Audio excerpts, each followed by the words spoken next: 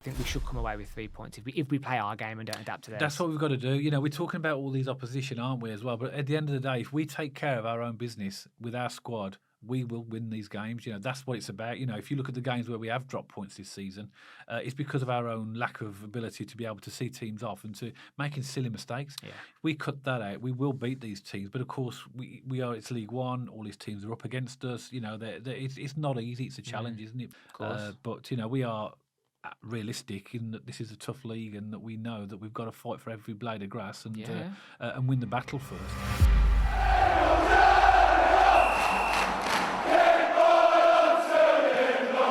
So welcome back to BCFC Royal Blue, and we're at that point of time again where we're now going to look ahead to our next 5 fixtures. We tend to do this on a periodic basis and just give an overview of who's coming up next and what we think about the opposition and just have a general chat really. So just before we start, I'll just go through the 5 fixtures that we'll be talking about.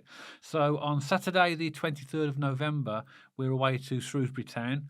Then our first rearranged fixture is the Tuesday after, on Tuesday the 26th, and that's against Exeter City away.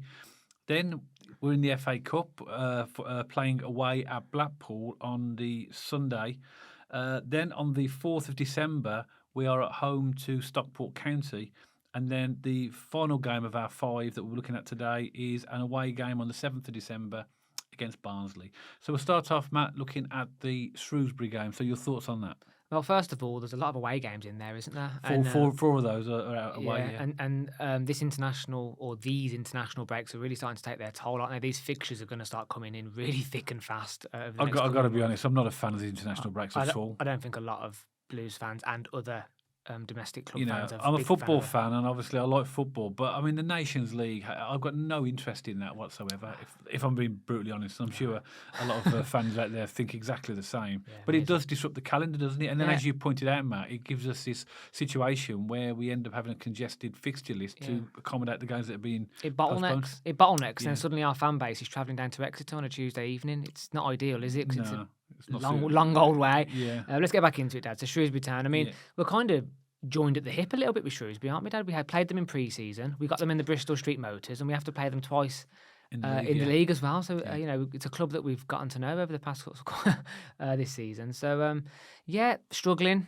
They're bottom of the league now. Interesting news today, Dad. Interesting to get your take. They've appointed Gareth Ainsworth as their new manager. I thought that was quite interesting, but they are having a very difficult season. They're only averaging 0.53 points per game.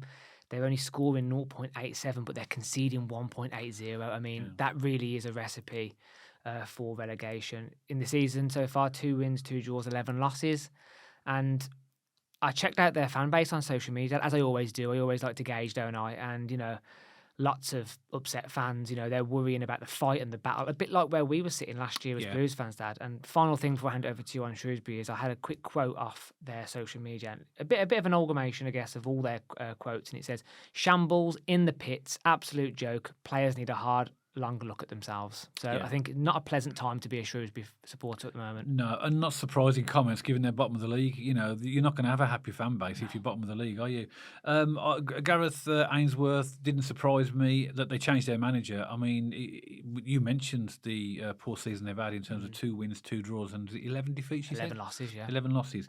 That is always going to result in difficulty for the manager, isn't it? And Gareth Ainsworth is an experienced manager. We talked about this off air, didn't we, about last season. We seemed to play teams, every team, just as they changed their manager. I remember Steve Evans in particular when we were just about to go to Rotherham. He'd just come from Stevenage, and it's happened again. But you know what? I think that our squad, regardless of who their manager is, we have to beat Shrewsbury. I think we're on a almost like now on a mission. We've dropped points in the last 2 league games against Mansfield and against Northampton. That was a kill. I still haven't got over that. So frustrating. It was frustrating. So I think that the lads will be well up for this. So I think that it's a game that we have to win. Their top scorer's got 3 goals. George Lloyd. Then a couple with 2, John Marquis, Tom Bloxham, and Leo Castledine. But you said they're not scoring many goals, so there's not a huge goal threat there. But we, like every single opposition, we can't think, they're bottom of the league. We have to fight and win that game, and make sure we bring the 3 points back. We do have to win it though. Yes. If you want to get promoted from this league, you have to beat the team. We're good enough. Our squad is, but obviously we we were good enough to beat Northampton. Yeah. We were good enough to beat Mansfield, but we didn't, and we've got to make sure that doesn't happen again. I think the lads will have learned from those 2 games, and they'll be so downhearted. They'll have a point to prove. But I think that's an interesting game. We've got tickets for that one. I noticed as well they completely lowered the allocation compared to what we have in the EFL Trophy, which I find strange because why not? Why not give us as many tickets as they can? For income for their club, we'll fill that stand again easy. I think in the cup you're allowed to get, is it 10% to 15 or maybe even 20%? You're allowed to give a lot more of your allocation away, aren't you? And I think down to the club's discretion, you can give more on game day as well. It makes commercial sense, doesn't it? So a club like Shrewsbury, who's getting low average gates, if we can bring 3,500, 4,000 fans, that's mega income for them. I guess there's a balance for Shrewsbury though of ticket revenue, but they're not making it be like a home game for Birmingham City, isn't it? Because if we carry 3,500 fans or whatever it might be, we'd rock that place. If I'm the chairman of Shrewsbury, I don't give a monkeys about that. I'm thinking, clubs at that level, we need the income. Yeah, fair enough. And it's a valid point. Yeah, valid point. Okay, so that's Shrewsbury. So then a few days later, we travel this journey you've mentioned down to Exeter City. So for us, it's it's quite a trek. I know fans of other clubs will think, we travelled here, there, and everywhere. But I think geographically, that's our longest trek. We're very blessed, aren't we, with our location in the country, being right in the middle. But Exeter City on a Tuesday night. What's your thoughts on Exeter, Matt? That is a killer of a journey, Exeter on a Tuesday evening, isn't it? And you are right, Dad. Being a Midlands-based club, you're only ever 2.5, 3 hours away from your furthest distance, aren't you? Yeah. I think this is a tough game. I think Exeter away. Sorry, excuse me. They have the joint best defensive record in the league. So with Wrexham, they've only conceded 10 goals this season. Less than us. Blues have conceded 12, so they've got a very good defensive record. So they score 1.08, but they concede 0.77. That is a good return on investment for Exeter. And their average points per game is 1.69. So they're having a solid season, and I've seen some Exeter games across the season. I mean, granted, not full games, more highlights and stuff, and they're very compact. They're very good defensively, and when you've got a team at home that doesn't concede many, and you've got a Birmingham City team who hasn't quite got that killer instinct and can really punish and finish teams away. I'm not saying this has the potential to be a banana skin, but this, to me, is a difficult game, Exeter away. Yeah, I agree. I mean, it's the Jay Stansfield return, isn't it? Yeah. He's a hero down there. His dad is as well, isn't he? Yeah, well, it's all obviously his dad was a big hero, Adam, and Jay will get. He played on loan for them as well, so he'll get a great reception. I wonder what his feelings will be if he scores. He'll keep that really. No, he will. He will do. I think he will, but he'll have mixed feelings as well. But they've done well. So in the last 8 league games, they've won 5, drawn 1, and they've lost 2. In fact, actually, they've lost 2 of the last 3. They lost home to Reading, which we know that Reading can do that because they're a decent team. They lost 2-0 at Huddersfield, and in the last game they beat Charlton 1-0. I agree with you. They are a team that will be compact defensively, and they will try and stop us scoring. And like other clubs, they'll try and catch us on the break as well. It is a tricky one. I mean, I'm not going to hold up. I think they're 11th in the league at the time of recording. They're 11th, yeah. So they could have a good push for the playoffs with a good few results. And of course, as with everybody, we're a big scalp. So absolutely tough game. Their leading scorer is Cammy Doyle, midfielder with 3 goals. Then Edward Francis, midfielder with 2. Tristan Crammer with 2, and Josh McGuinness has 1. And obviously, Josh McGuinness is their main. I'd say their main threat in terms of not just goals. He only got 1 this season, but he's got 3 assists already. But like you said, defensively they're very good, but they don't score a bag full of goals either. No, that's the thing. So this is where when we talk about a tight game, we've just got to be better than them. I think if we are going to win this game, I think we'll nick it by 1. Maybe it's going to be a very, very close game. This quite cagey. Yeah, could be a late goal maybe to win it. Who knows? But I'm expecting a tough game against Exeter. I really am. Yeah, I think a lot of teams will find Exeter tricky. Only Peterborough have won there, and we know that they're a decent team as well. And Reading, so they've lost 2 at home against good sides. Yeah. So not easy, but again another one. I think we might see some squad rotation in that as well, on the basis that we would have played Shrewsbury on the Saturday. Yes. So it's. I hope so. I think the one thing that's been lacking this season, Dad, in Chris Davies' strategy is that rotation. Is giving Mark Leonard a bit of time, maybe giving Dykes a bit of time, whatever it might be. Giving some players, some fringe players, some. Let's put something out there that could possibly happen. We might even see Stansfield on the bench for that game. Maybe. So if he starts against Shrewsbury, obviously Chris Davies is still trying to work out the best formation, and obviously playing on a Saturday and then on a Tuesday, we could possibly see him on the bench. It's a squad game. Yeah. If that's what it takes for us to have fresh legs on the pitch and get that win out, I don't think any Blues fans would complain if we come back with 3 points, would they? No. So and I think we might see Mark Leonard as well. I think he might decide. I'd like to see more of him, Matt. I think that he deserves more. It is difficult because obviously we've got Paken and Watson. Yeah, of course. But they're going to need a break. That's my point. Yeah, that's my point. I'm not saying Mark Leonard necessarily deserves to get in over the quality, because Iwata and Paker just, in my opinion, are a world above everyone in League One and borderline the Championship. What I mean is Mark Leonard to get on the pitch to rest them, because against Charlton, I think a little bit against Mansfield, there were a little few tired legs, and for me, I would like to see a bit of rotation. Yeah, I think we'll see squad rotation, and then Matt, we have an FA Cup tie next, which is away to Blackpool. How do you feel about that draw? When Blackpool came out the hat, what's your thoughts on that? A little bit underwhelmed. I thought, a far journey. I thought we might have got one of the League Two teams or another non-league team, just so we could have, got that variety in there, ticked off another stadium maybe, because we played Blackpool in League One in April, I believe, away from home. So, a little bit underwhelmed. No disrespect to Blackpool. I don't mean that in a disrespectful way. I was just hoping for a ground or a game that we'd not seen for many years. Well, I was chuffed a bit. Okay, fair enough. I really was. I wanted a top League One team. I didn't want to play another launch because there's lots of slippery banana skins in there. It'd be a tough game against Blackpool because they're going to be out for us. But I saw something today that their fans are not happy because the ticket prices were released and £20 they're charging. Okay. Their fans are saying, well, the owners just don't understand the club. They said Birmingham City will have more fans there than us. Right. £20. They said, why not reduce the prices, which we used to do, didn't we, in the 80s and 90s? Kids for £1 and all that type of stuff, just to get people in the ground. Because you're better off having people paying less but spending in the ground definitely. than trying to charge them. I think £20. It's about the average, probably round about the price for tickets to some of the grounds. Some of them are higher than that. But I agree. But it's £20 a ticket, and we'll have to see how many. What the attendance will is. take a lot with us. They'll give us a bigger. We'll take a lot. That's been moved to the Sunday. Now, 12:30 kickoff. Correct. Yeah.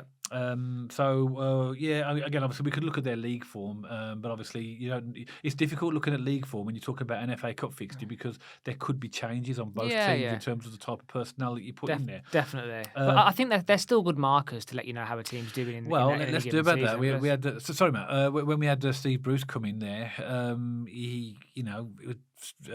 they had that bounce, 4 wins in a row, and took them right up into third, I think. And then obviously that sad thing happened to him and his family, and he had to step away for a little while. And since then, they've lost 4 and drawn 2 of the last 6. So they're actually sort of plummeting down. They've lost 4 of the last 5 as well. Yes, they have. Yeah, they've lost 2-0 at Mansfield, 2-1 at home to Barnsley, 5-1 to Peterborough. They drew 2-2 at home to Wigan, and then their last game they lost 3-0 away to Leyton Orient. So there's a lot of conceded goals there as well. But I think it very much depends what team Steve Bruce will pick. But do you know what? We're still a big scalp. They're out to get us as well. Just a few players to watch. Cole Joseph, their striker's got 6 goals. He's obviously one to watch. James Husband, he's an experienced defender. He's got 3 goals. Now, if I see defenders in the top few goal scorers, it tells me set pieces, corners. Definitely. Those are the things to watch as well. CJ Hamilton, a midfielder, 2 goals. And Lee Evans, the comedian, he's got 1 goal, but he's got 5 assists, so he's from midfield as well. So the supply lines there we have to be watching out for. But interesting game. I'm really glad we got Blackpool. I think it'll be a good FA Cup tie. And obviously get that we progress to the 3rd round, and then hopefully we get one of the big boys. I think I had when you asked me that question, I had a different cap on. It was more being selfish about viewing grounds and viewing teams around the country. I guess if I had my logistical hat on, it's not a bad draw because. I'm just glad we're not going to Tamworth. It stops those banana skins and everyone, we can't win in those scenarios. If we win, we're expected to. If we lose, you lost. You can't win. So it's I use the example of Tamworth because they're not Huddersfield out as well. Now I'm confident that our squad is good enough to beat anybody as long as we're firing on all cylinders, right? So it doesn't worry me. But it's just like when we're playing Sutton, you're watching it and you're thinking we're in command, we're keeping, but we're not scoring. As time goes on, you're thinking, here we go. It's just the way your mind works, isn't it? But especially as a Blues fan. Yeah, we got through that, and and we got Blackpool, so we come away from that then, Matt. And then the game after that is Stockport County. Just quickly on Blackpool, because they average 1.14 points per game. They score 1.5 goals, and as an average, but they leak 2.0 goals per game. I mean, if you look at the past couple of games or the past sort of this season, Orient have put 3 past them, Peterborough put 5 past them, Cambridge have put 4 past them, and Stockport put 3 past them. Cambridge put 4 past them. Yeah, there's 4-4 draw. Oh yes, but that is a lot of goals to concede. Really, really leaky. So yeah, but in our last 3 games, we scored 1-1-1. Yeah, I know. So we've got to score more goals. 100%. But I just wanted to get that out there because that is a lot of goals. No, that's a really valid point. Yeah. But Stockport, Dad, do you want to kick us off for Stockport then? Yeah, they started off brilliant, didn't they? So they won their first 3, then drew 2, so they was unbeaten in their first 5 in the league. Then they lost their first game, surprisingly, at home to Leyton Orient 4-1. Then they had a run of draws, actually, so they drew 4 of the next 5, and in between that, they beat Shrewsbury away. And then in the last 4 games, they've lost one. So they're very sort of like hit and miss, aren't they? Yeah. But interesting, the last 2 fixtures is a 0-5 defeat to Wycombe, and then followed up by a 5-0. Both of these were at home. A 5-0 win against Bolton. Under odds, you could have got on that. I think he got really high odds on that. But they're clearly a team we've mentioned before. We spoke about Stockport. They've come up with momentum. They've got a good manager, and they're going to be tricky. But this is the only game out of the 5 we're talking about that's at home. All the others are away. I think this is going to be the one we have to watch is Louis Barry. Yeah, he's got 10 goals. Can't mention his name. Well, he plays for them. He scores goals, so we have to. And then we've got Carl Wootton, who's got 6 goals. William Collett, 2 goals. So they've got goals in them. They've got, and obviously we've seen that by their results. And another game at home as well. But like we've mentioned before, Matt, at home particularly, I'd like us to see more on the front foot. Yeah. In terms of, I'd like to see us with a higher tempo at the beginning of the game, because I felt that this is part of our downfall, is that we do play good football, zip the ball around, but it's not fast enough in my opinion. It needs to be more one touch and move. And I think we slow the game down. So like Northampton, I just felt in the first half, and I mentioned this in the post-match video, that we adapted to their tempo. Yeah. We need to play our game and play fast, zippy tempo, and I think that'll create chances for us. I also want to see us going through the middle a little bit more. I feel like we go wide quite a lot. We get in the box. We don't have enough bodies in the box. We don't have enough physicality and height in the box. If someone like Dykes isn't on, let's go through the middle. A bit like what we saw against Fulham under 21s. We saw them really tearing them apart. We did go wide on a parts of that game, but I think we do really well actually when we do that fast one-touch football through the middle. Yeah. I'd love to see a bit more diversity in the way we go at teams, but I'm not complaining. No. The football we are watching down the Blues this year is absolutely incredible. Let's just start converting that possession into a few more goals and chances there. We have to. Goals win game, and obviously that converts to points, and then that means we don't have, even if we're winning a game by 2 or 3-0, a sloppy goal that we concede isn't going to make any difference. But because we're just winning games narrowly, like what happened to Northampton, it always opens the opportunity for a late goal. Yeah, exactly. So that's Stockport coming up. And the last fixture we're looking at in our 5, Matt, is a really place I'm looking forward to going to. Yeah. Barnsley away. Yeah, it should be a good game, shouldn't it? I mean, they're in 4th, so they're having a really good season. Interesting about Barnsley, they're actually better away than they are at home. That from my research. At home, they average 1.79. Away, 2.14. That is a really good away points record for Barnsley. I mean, thankfully, we're at their place. So we're looking at the home stats for this one. Yeah. But yeah, they score 1.64 on average and concede 1.29. Again, if your scoring's higher than you're conceding, that's a pretty good average to go against. And, they're in 4th place for a reason. They, of course, have our Mark Roberts. Well, it's not ours anymore. Well, our old, sorry, Mark Roberts, thank goodness for that. And Sam Cosgrove as well. And, this is going to be that famous battle of the midfields, isn't it, Dad? I think Barnsley fans and Blues fans on social media love having that ding-dong about who's got the best midfield. Well, we'll find out, won't we? We will find out. We'll find out, yeah. But I'm expecting a tough game. 4th, they're 4th for a reason. I still think we can win this game. They're an experienced League One side who will always be in and around the playoffs. I think they're going to have times in the season when they will tail off in terms of they'll have bad results, just like every team. But they're consistent, they lost. We saw it was an awful game. The first game of the season at home to Mansfield that was a terrible game. They lost that 2-1. Then they went on to win 3 of the next 4. Beating Lincoln away, drawing with Northampton at home, and then beating Crawley away, and then Bristol Rovers at home. Then they lost 3-0 to Stevenage, which again was another surprise, I felt. Then they beat Burton Albion, and then lost against Stockport and Wycombe, who are two decent sides. They drew with Stockport and Wycombe, but then they lost to Huddersfield. And then the last 4 games, they've won 3 and drawn 1, beating Blackpool away, 2-2 at home to Charlton, and then a 2-0 away win at Shrewsbury, and then a 2-0 home win against Rotherham. Yeah. You would argue that a lot of those teams, I mean, there are exceptions in there, Stockport, Wickham, Charlton, most of those teams, or Lincoln possibly, are also in and around the bottom half of the league. So I think we'll see what they're really made of. I think from now onwards, I think will be a test for them. Yeah. When we go there, of course they'll want to beat us. The top scorer, Adam Phillips, 5 goals, and then Mark Roberts is their second top highest scorer. That doesn't surprise me, because he's a threat from set pieces. We said, haven't we, if we can keep him fit at this level, he'll be a real asset. And I think he's found his club and he's found his level, Mark Roberts. And again, I hold no hard feelings, apart from when he plays Blues, of course, on that game in December. But it's good to see him doing well. And I think Barnsley are going to be a tough challenge, but a beatable challenge that I think we should come away with 3 points if we play our game and don't adapt to theirs. That's what we've got to do. We're talking about all these opposition, aren't we, as well? But at the end of the day, if we take care of our own business with our squad, we will win these games. That's what it's about. If you look at the games where we have dropped points this season, it's because of our own lack of ability to be able to see teams off and to making silly mistakes. Yeah. If we cut that out, we will beat these teams. But of course, it's League One. All these teams are up against us. It's not easy. It's a challenge, isn't it? But, exactly. 5 interesting fixtures there, I think, Matt. And it's funny, isn't it? Every time we do these videos, it always seems that there's not really an easy run. You think, we've played all like the top teams now, and we have. We've played, I think, every team in the top 8. Pretty much, yeah. At least once, obviously.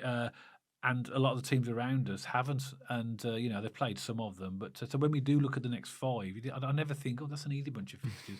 Because people think that obviously we get a lot of stick because of how much money we spent and who we are.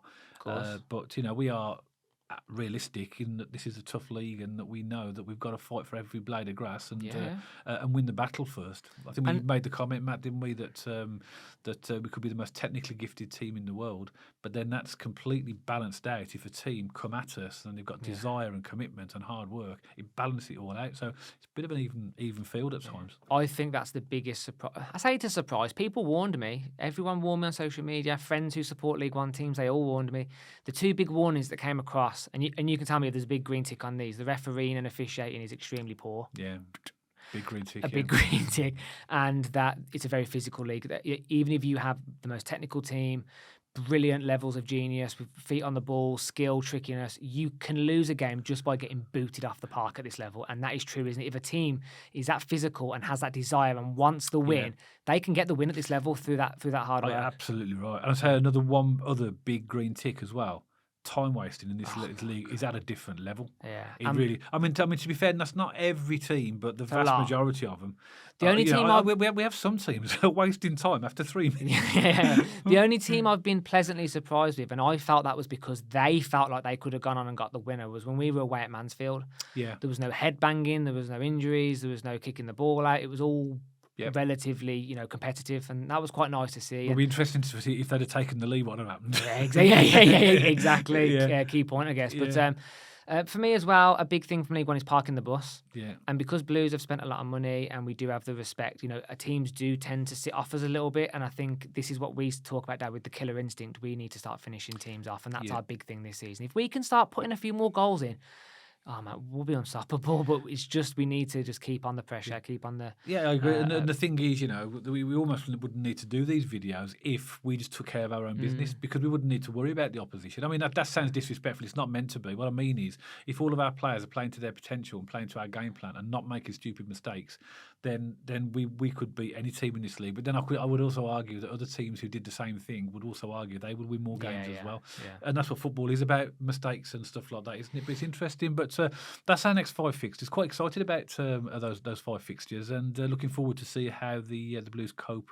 Hopefully, we can continue our momentum. We've only lost 1 game all season, so regardless of the points that we're making about what we could do better, we can't lose sight of the fact we've had an excellent start to the season and we're in a really good position. But love to get your thoughts, Birmingham City supporters, and maybe if you're a supporter of one of the clubs that we've spoken about today, we'd love to hear your thoughts as well on your club and how you think you'll get on against the Blues. And as with the Blues fans and other fans, pop a comment below and let us know what your thoughts are.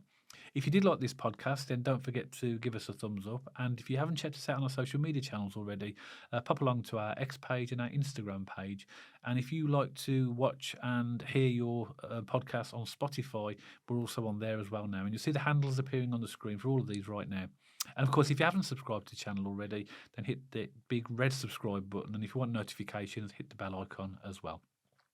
So myself and Matt then will see you on the next podcast all about Birmingham City.